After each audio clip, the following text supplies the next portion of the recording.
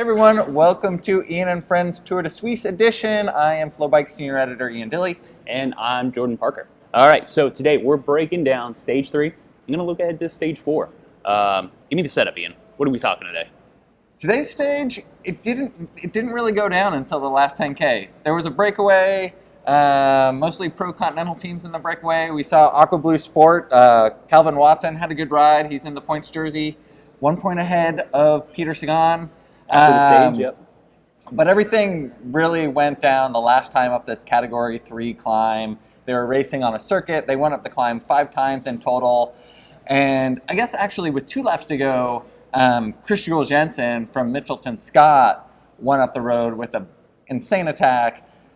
We're guessing that was a move to set up Michael Albacini, the king of Switzerland. I mean, Albacini is on fire right now, so he's looking good, and Michelin Scott is going to be playing his card right. And I think Jensen did a good job at really forcing that move. I mean, he basically shut down the entire BMC team just to cover that one move. Yeah, well, his watts when he was going across to the breakaway were insane. From Velon, it was like 500 watts for 4 minutes to bridge the 75-second gap to the break. And yeah, you're right. I mean, BMC was on the front all day, protecting the leader's jersey that Kung is wearing.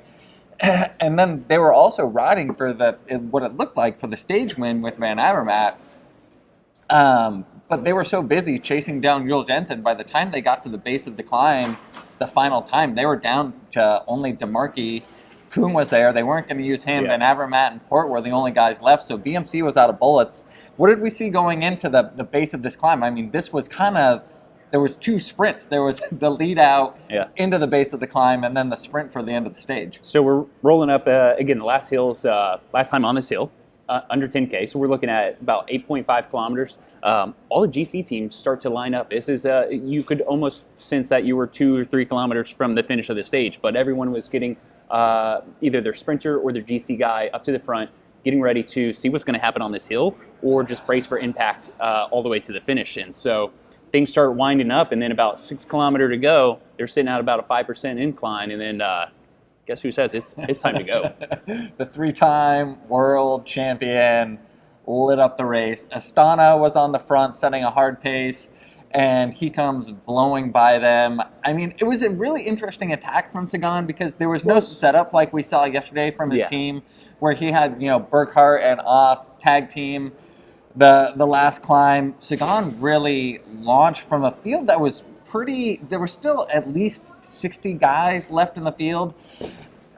He rides Tim Wellens right off his wheel. He's going so hard. It was like a hard man's attack. It wasn't. He didn't pop off and create a gap. He wasn't. It didn't look like he was planning to go solo. He didn't put that jump and then just start drilling arrow tuck.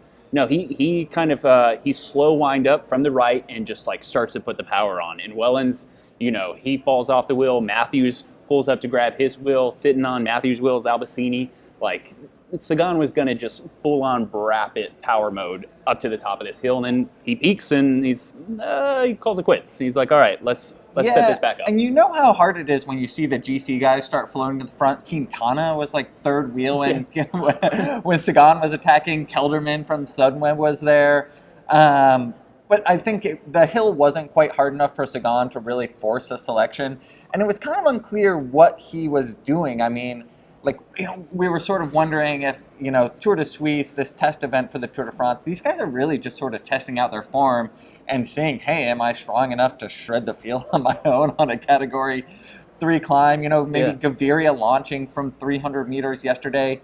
I mean, it is a race where, it's an important race, but the odds are not as big as they're going to be at the Tour de France. I don't think we'd see Sagan put down an attack like that at the Tour. You wouldn't see Port pull this move from yesterday. You wouldn't see Sagan pull that today at the Tour de France. Not only, just the importance of the race, but the difficulty of the race as well. These guys are not going to be burning matches like that when you're talking mountains for weeks.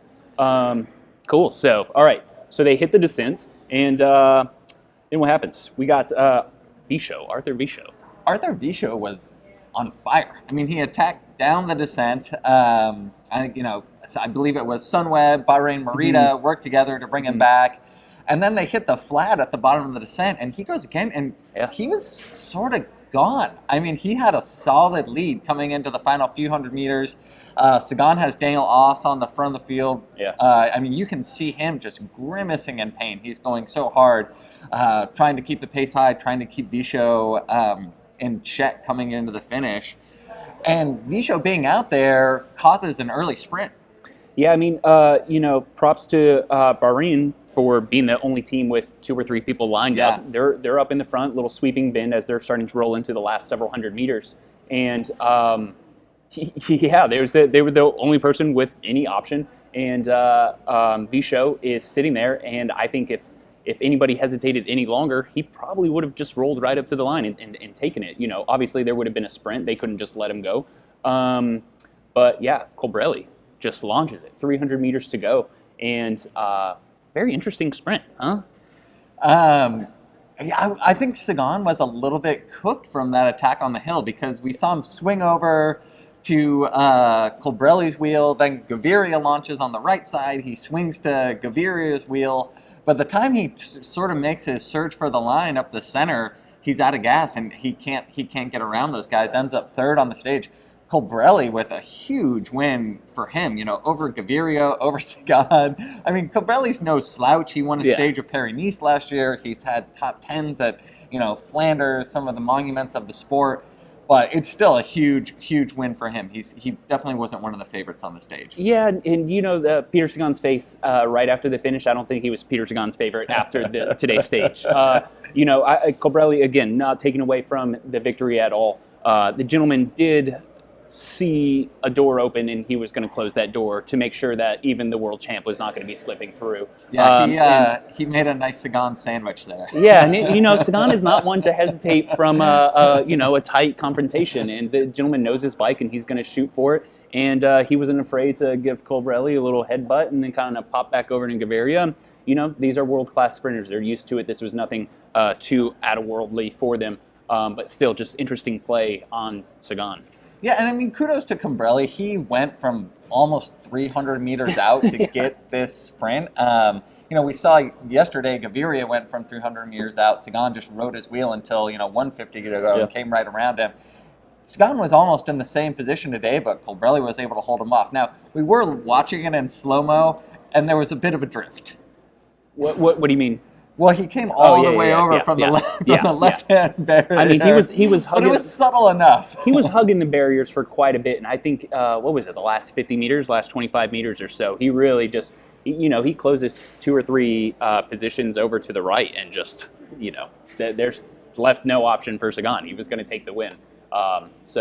Yeah, I think for the rest, I think this is. I don't think Sagan is going to be happy about this. He usually plays it pretty cool. He's just out to put on a show.